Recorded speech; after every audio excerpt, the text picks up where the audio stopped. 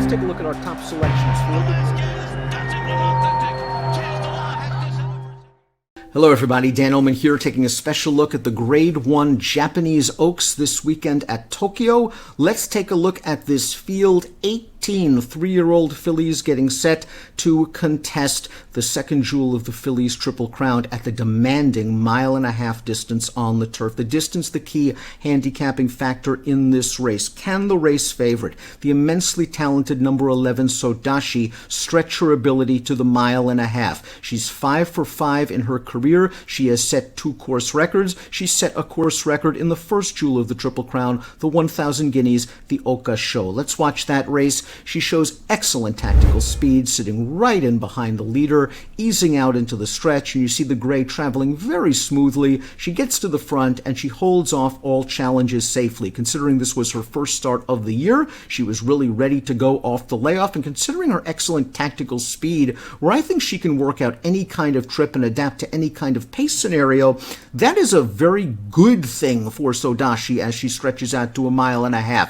She's the horse to beat, to be sure. I'm not sure I want to take a short price on her, however, as she stretches all the way out. A horse that should appreciate distance is the number 9, Überleben. This horse is by a stamina sire. The dam won at 1.25 miles, and we're going to watch her most recent start, a wide rallying third against Cool Cat, who's also in this race. Now, she lost ground on the backstretch, into the turn, into the stretch by being wide. You see she rallies stoutly in the lane. This distance is not going to be an issue for her. It's whether she is as good as Sodashi. Sodashi has beaten her on 3 prior occasions. Perhaps the additional distance will help Überleben settle the score. Akitorehu Musamei is up next, and this is a filly with a tremendous amount of potential at this distance. She's by Triple Crown winner Deep Impact. The dam won the filly Triple Crown, including this race, obviously, in 2010. She had a 3-race win streak snapped last time out, went 4th in the Oka Show, but that distance just might have been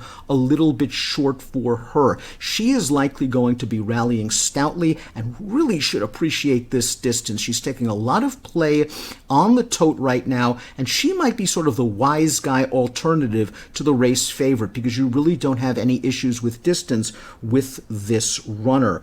Up next is Stellaria. Let's watch Stellaria's most recent race. This has been a key prep for the Japanese Oaks in recent years. It's at 1.25 miles, and this is a horse, Stellaria, that finishes very well in her races. You don't really worry about distance for her. She has a lousy outside post position for this race she's going to have to overcome. But if you're not thrilled with the horses coming out of the Oka Show, if you just believe, A, that Sodashi's better than those horses, she asserted her dominance in that race, yet you don't want her at 1.5 miles, well, why not a horse like Stellaria, who didn't run in the Oka Show and ran very well going the 1.25 miles. We saw Cool Cat beat Überleben last time out. She will be ridden by Yutaka Take, the legendary jockey, and Cool Cat has really nice tactical speed.